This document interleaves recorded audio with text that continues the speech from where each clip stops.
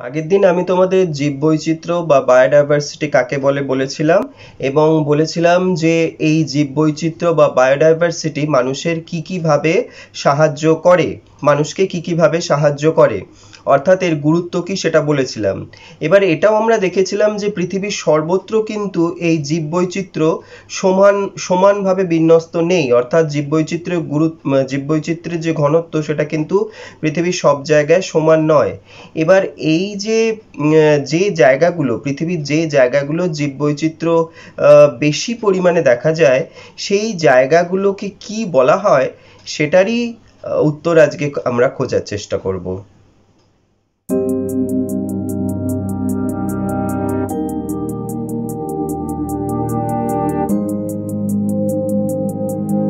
পৃথিবীর সব জায়গায় জীববৈচিত্র্য সমানভাবে ছড়িয়ে ছিটিয়ে নেই।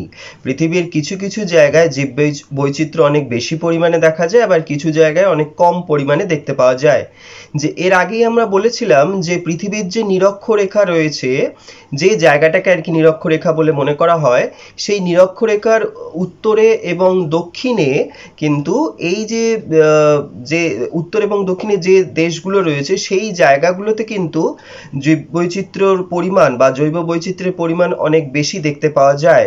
এবং এটাও বলেছিলাম যে যে দেশগুলোতে অতিরিক্ত জৈব বৈচিত্র্য দেখতে পাওয়া যায়, মানে অনেক বেশি পরিমাণে জীববৈচিত্র্য দেখতে পাওয়া যায়, সেগুলোকে অতি বৈচিত্র্যশালী দেশ বা মেগা ডাইভার্সিটি কান্ট্রিজ বলা হয়।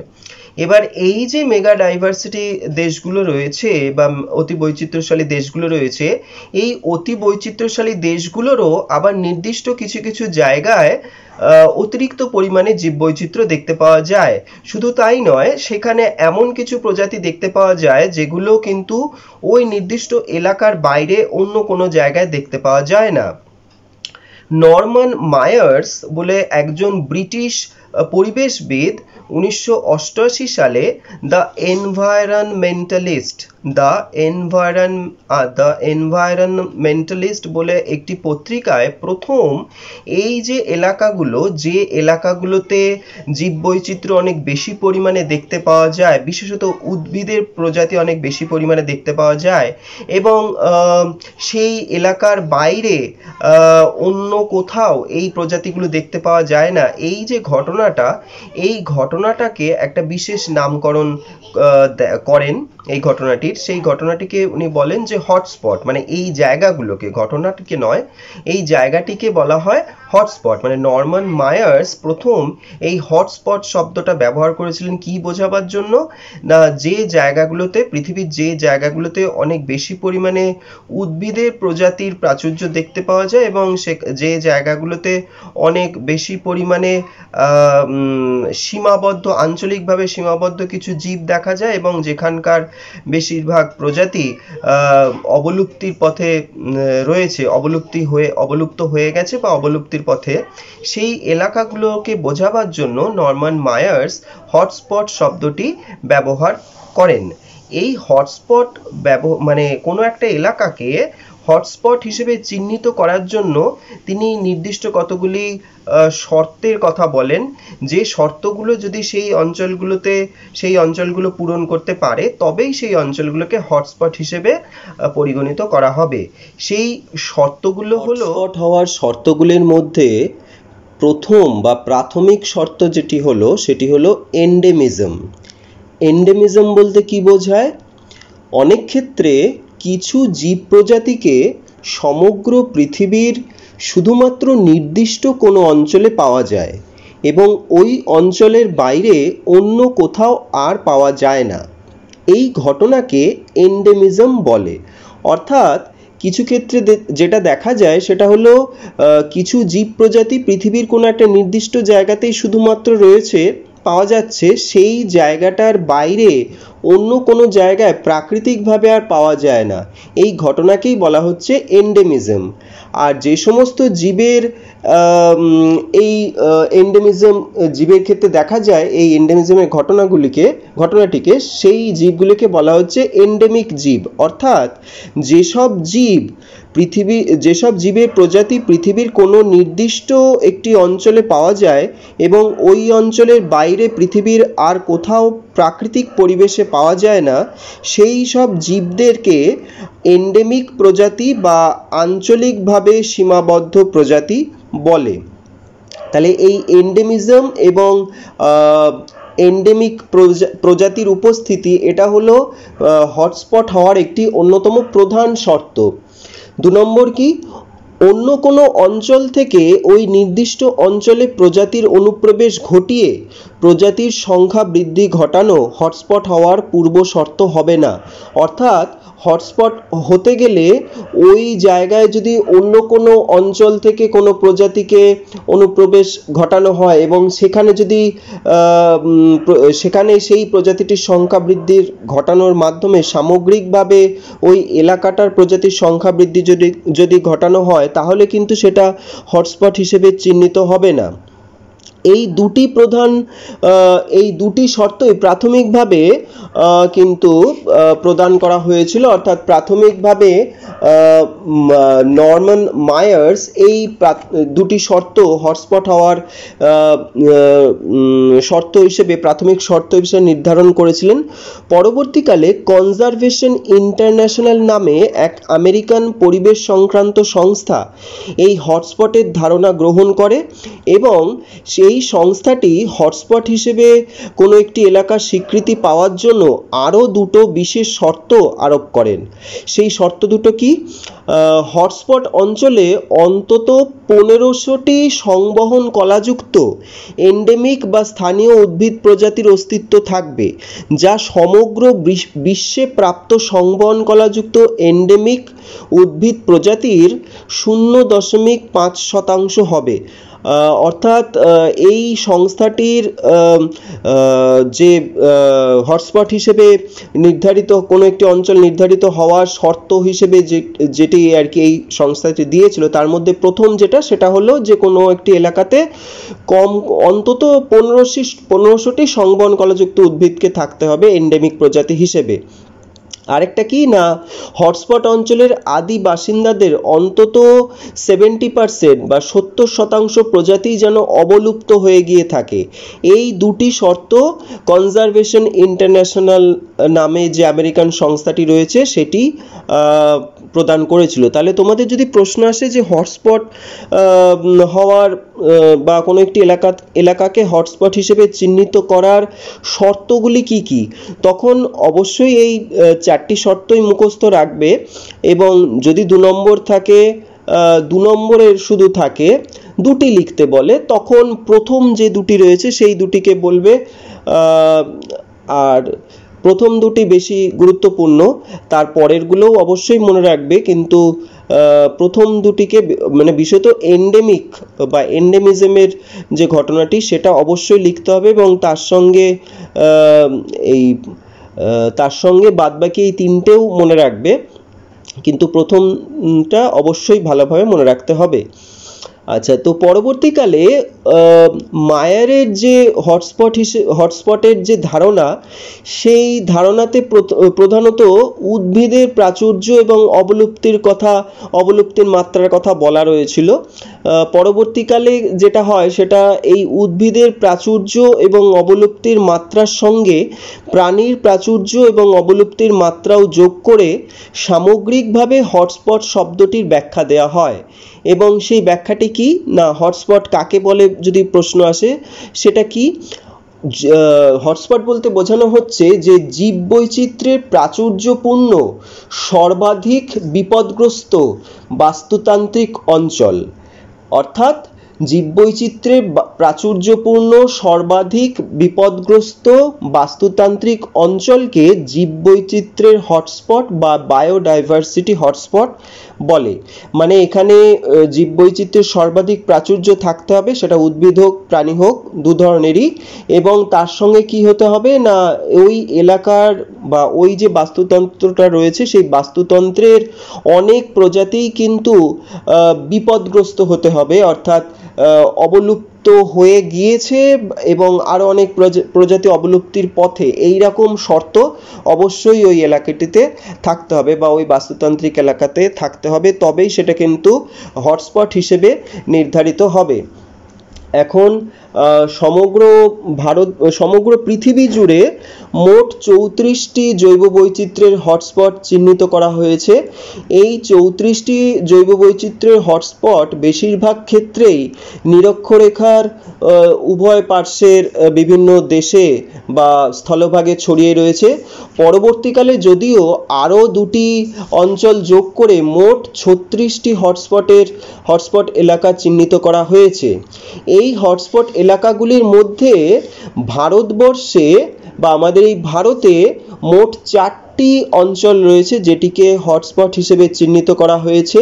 এই 4টি হটস্পট অঞ্চলের মধ্যে যেগুলি রয়েছে সেইগুলি হলো ইন্দো বার্মা হটস্পট, পশ্চিমঘাট পর্বতমালা ও শ্রীলঙ্কা, পূর্ব হিমালয় এবং সুন্দারল্যান্ড। এই 4টি হটস্পট অঞ্চল এখানে আমাদের ভারতে রয়েছে।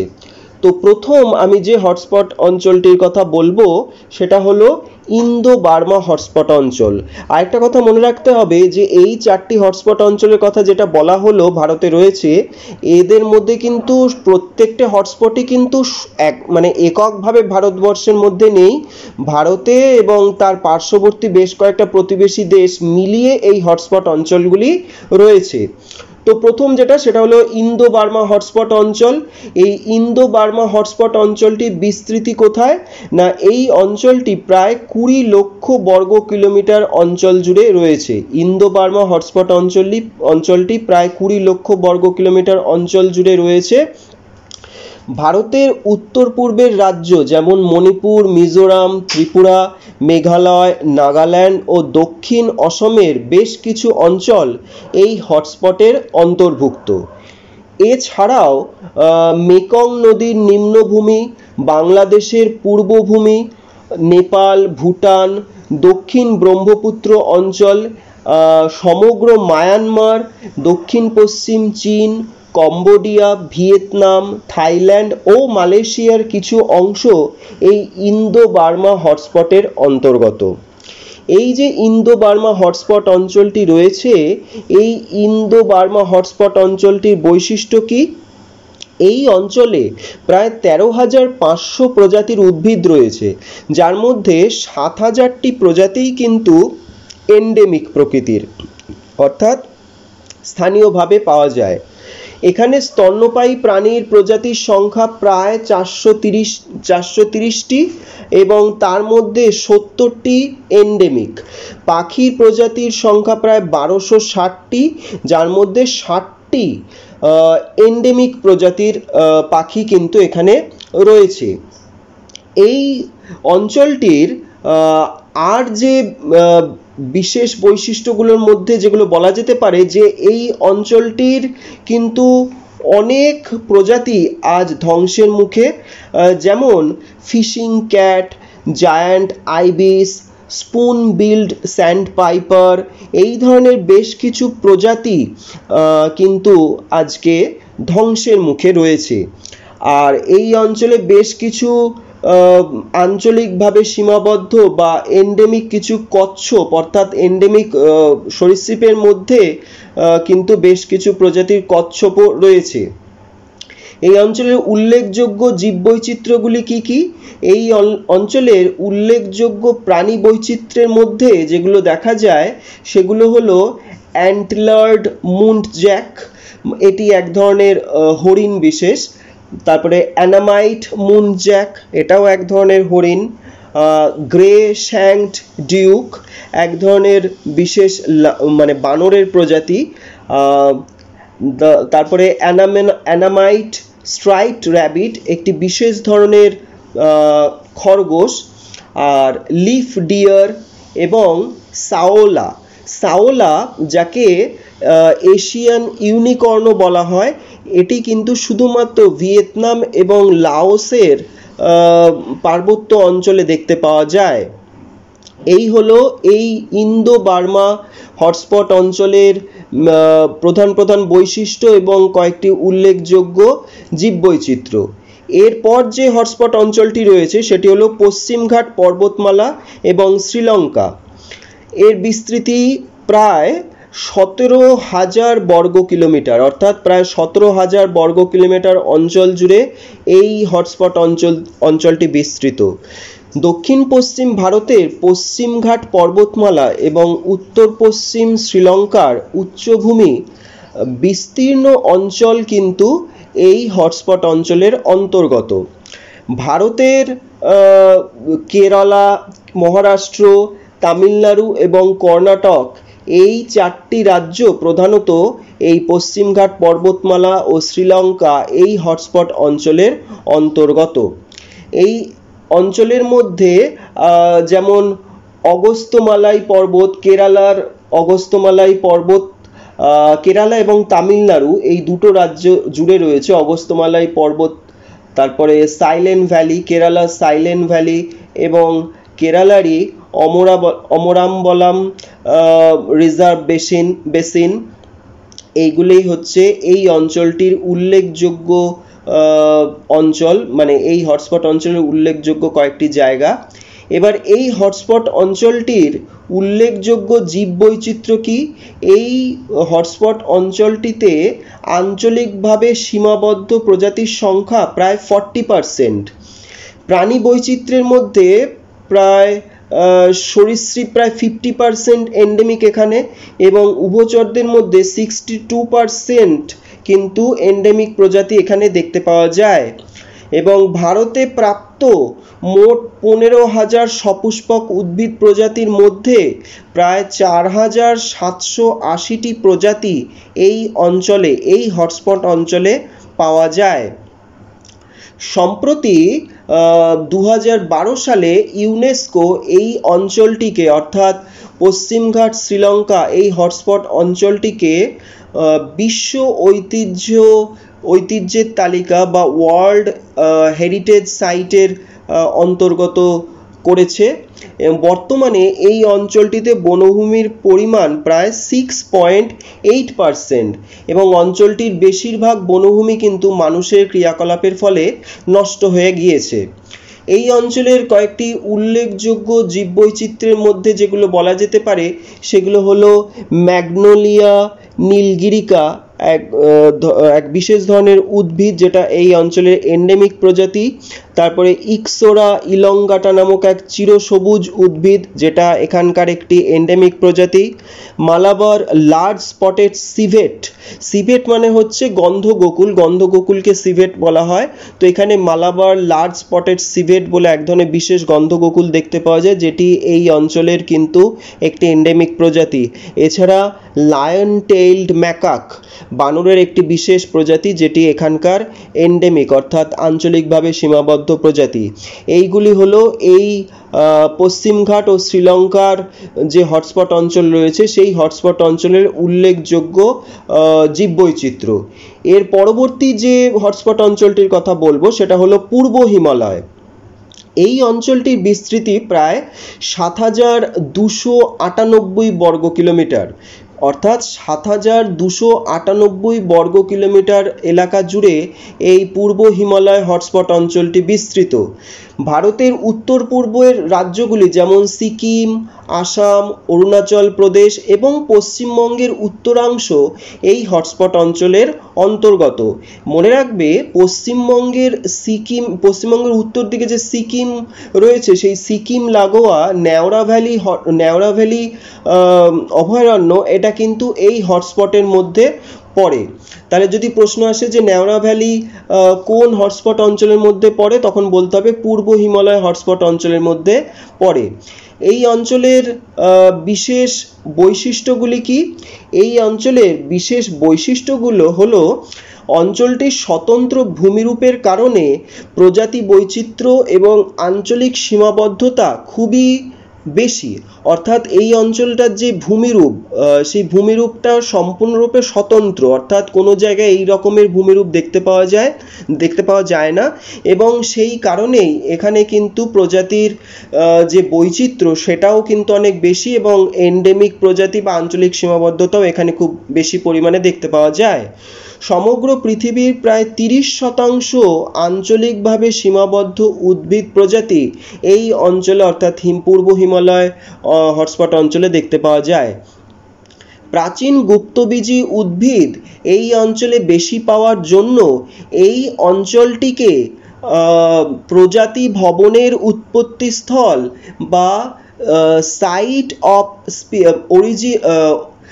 অরিজিনাল সাইট অফ স্পিসিয়েশন বা প্রজাতি ভবনের উৎপত্তিস্থল হিসেবে বর্ণনা করা হয়।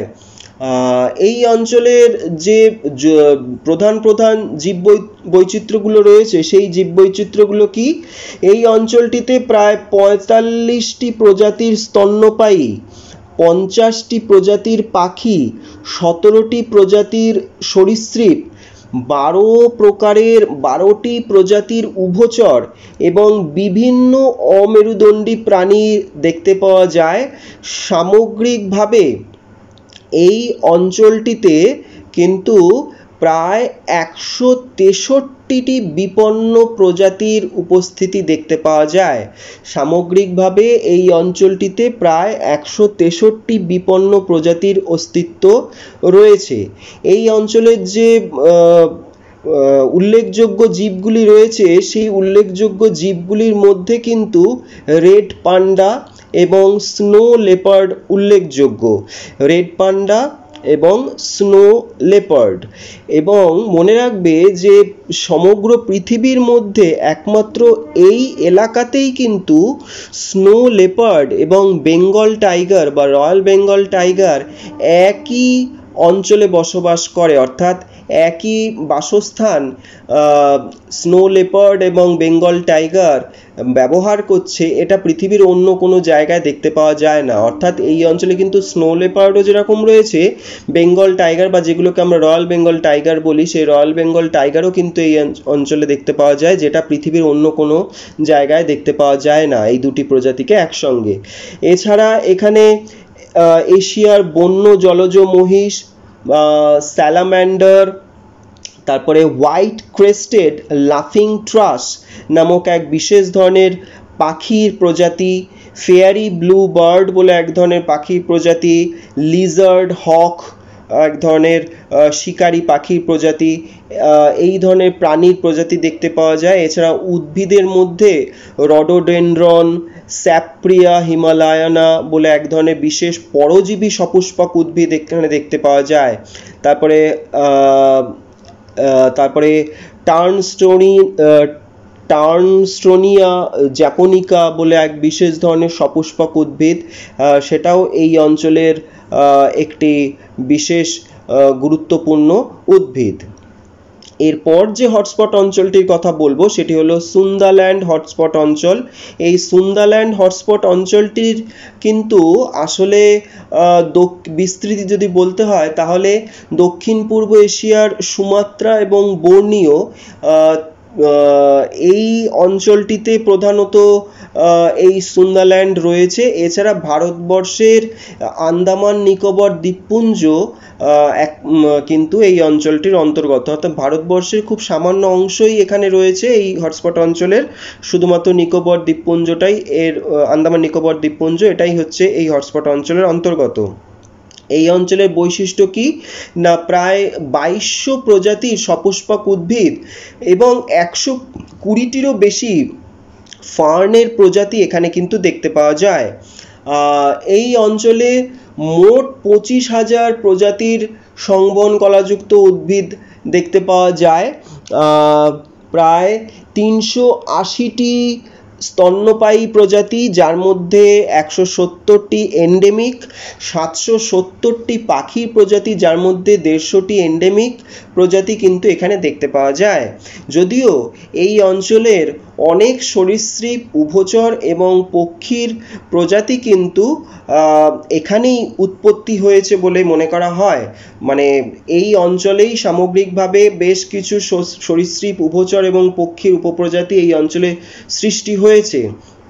এখানকার কয়েকটি উল্লেখযোগ্য জীববৈচিত্র্য কি কি বা উল্লেখযোগ্য জীবের যদি প্রজাতি বলা হয় তখন বলতে হবে যে হেরিটেরিয়া লিটোরালিস মানে সুন্দরী গাছ, অর্থাৎ সুন্দরী গাছ এই অঞ্চলে দেখতে পাওয়া যায়। অ্যাব্রোমা আঙ্গাস্টা নামক এক বিশেষ ধরনের উদ্ভিদ, নিকোবরি পায়রা, রাফলেসিয়া, নিকোবরি হর্নবিল, ওরাংওটাং প্রভৃতি জীব এই অঞ্চলের এই হটস্পট অঞ্চলে দেখতে পাওয়া যায়। তাহলে এই হলো ভারতের প্রধান 4টি হটস্পট অঞ্চল, তাদের বিস্তৃতি এবং প্রধান কিছু উল্লেখযোগ্য জীবের প্রজাতি।